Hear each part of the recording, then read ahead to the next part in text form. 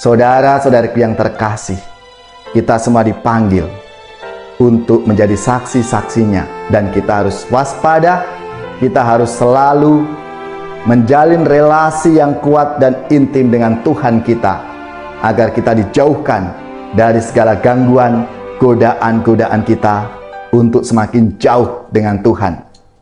Marilah kita mohon rahmat-Nya, supaya di hari-hari yang suci ini, saudari-saudaraku yang terkasih, berjumpa kembali bersama saya, Inspirasiku di Antara. Renungan Harian Rabu 27 Maret dalam Pekan Suci. Semoga kita bersama keluarga, komunitas kita, selalu dalam keadaan baik, tetap sehat, dan bersemangat. Marilah kita mengawali renungan kita hari ini dengan tanda kemenangan Kristus. Dalam nama Bapa dan Putra dan Roh Kudus. Amin. Allah Bapa yang Maha Kasih, Engkau menghendaki Putramu Yesus Kristus, hamba Yahweh yang menderita,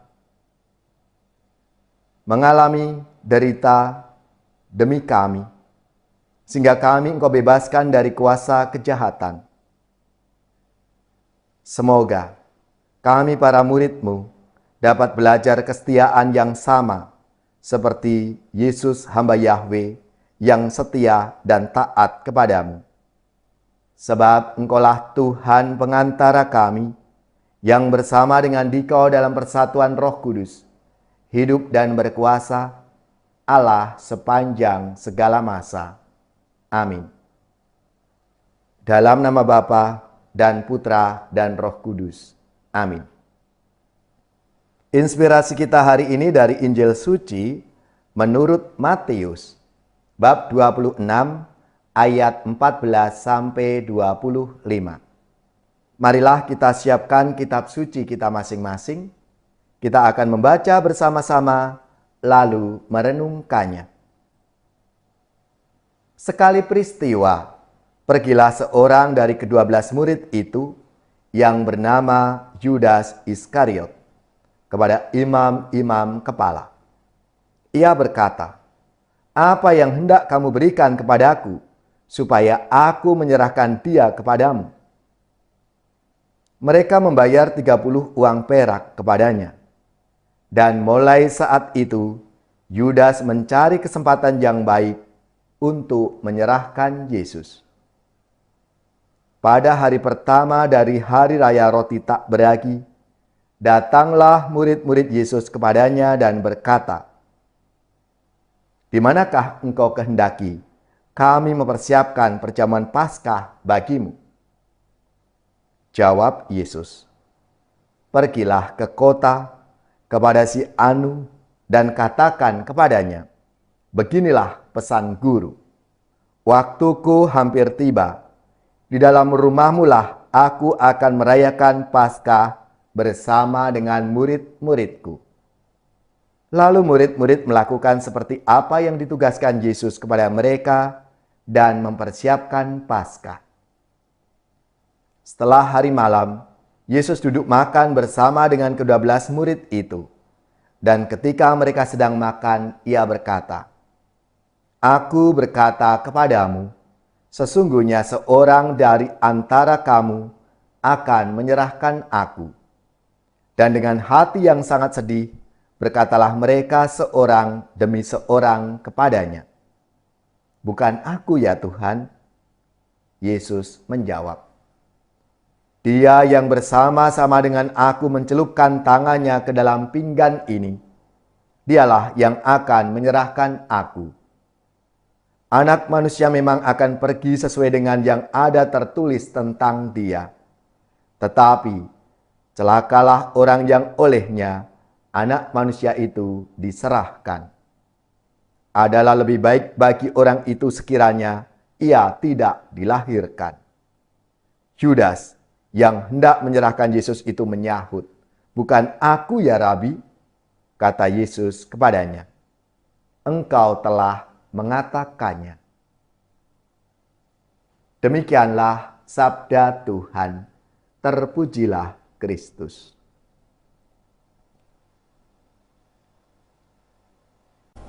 Saudari-saudaraku yang terkasih, dalam sabda Tuhan hari ini tentunya membuat kita terkejut dengan Yudas Iskariot. Dan kita bertanya, bagaimana mungkin seorang Rasul Yesus menjadi pengkhianat?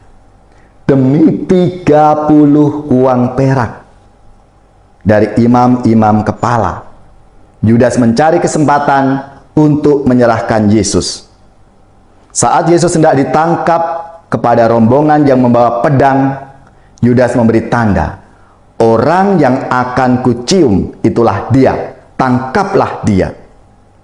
Segera ia maju mendapatkan Yesus dan berkata, "Salam Rabi," lalu mencium dia. Dan seketika itu juga Yudas sang pengkhianat itu menjadi orang luar, menjadi orang asing di antara para rasul. Saudara-saudaraku yang terkasih, nama Iskariot yang dalam bahasa Aram berarti palsu, dalam bahasa Yunani berarti pembunuh bayaran. Memang setelah penangkapan Yesus itu, Yudas menyesal dan memilih untuk bunuh diri. Saudara-saudariku yang terkasih, dalam Alkitab menyampaikan dua alasan pengkhianatan Yudas. Yang pertama, cinta akan uang, dan yang kedua adalah aksi iblis. Yudas menggunakan Yesus untuk mendapatkan uang. Demikian pula dalam perjalanan sejarah gereja. Atas nama agama, orang memalsukan ajaran Yesus, orang membenci, mengusir, menyerang umat Kristiani. Bahkan orang yang sebelumnya Kristiani kemudian menjadi murtad dan atas nama agama memfitnah Kristianitas. Demi politik dan kekuasaan, para politisi mengutip ayat-ayat kitab suci secara keliru untuk membenarkan argumentasinya. Bahkan hal ini masih terjadi sampai saat ini, memanipulasi agama demi politik. Saudara-saudariku yang terkasih, tentunya kita semuanya ingat Deklarasi Abu Dhabi 4 Februari 2019 oleh Paus Fransiskus dan Imam Besar Asyar Ahmad Al-Tayyib yang mengatakan bahwa mereka menyerukan kepada semua pihak untuk berhenti menggunakan agama untuk menghasut orang kepada kebencian, kekerasan, ekstremisme, fanatisme, buta, dan untuk menahan diri dari menggunakan nama Allah itu untuk membenarkan tindakan pembunuhan, terorisme, dan penindasan. Rupanya, iman Kristiani semakin kuat dan matang melalui kebencian orang, fitnah, pengusiran, dan pembunuhan. Darah para martir telah menjadi saksi untuk semuanya ini. Saudara-saudariku yang terkasih, kita semua dipanggil untuk menjadi saksi-saksinya. Dan kita harus waspada, kita harus selalu menjalin relasi yang kuat dan intim dengan Tuhan kita, agar kita dijauhkan dari segala gangguan, godaan-godaan kita untuk semakin jauh dengan Tuhan. Marilah kita mohon rahmat-Nya, supaya di hari-hari yang suci ini, kita semakin menghayati iman kita kepada Tuhan kita Yesus Kristus, yang merelakan hidupnya, yang menyerahkan hidupnya untuk kita semua, karena kasih-Nya yang begitu besar kepada kita, umat manusia.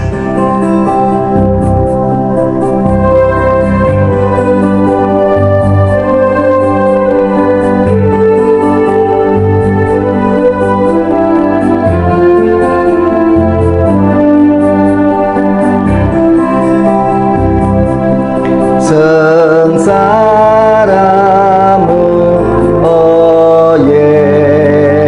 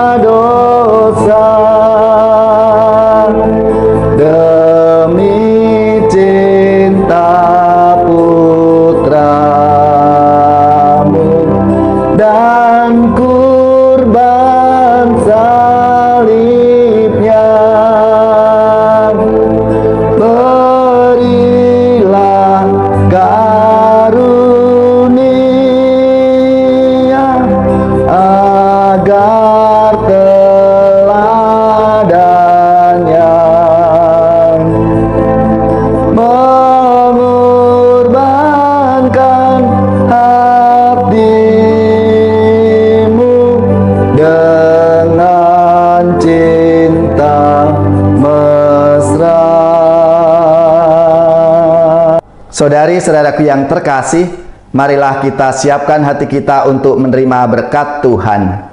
Semoga saudara-saudari sekalian, keluarga-keluarga, komunitas kita, orang-orang yang kita doakan, mereka yang sakit, yang menderita, seluruh tugas, belajar, pekerjaan, usaha serta karya pelayanan kita, dibimbing, dilindungi, dan diberkati oleh Allah yang Maha Kuasa, Bapa dan Putra dan Roh Kudus.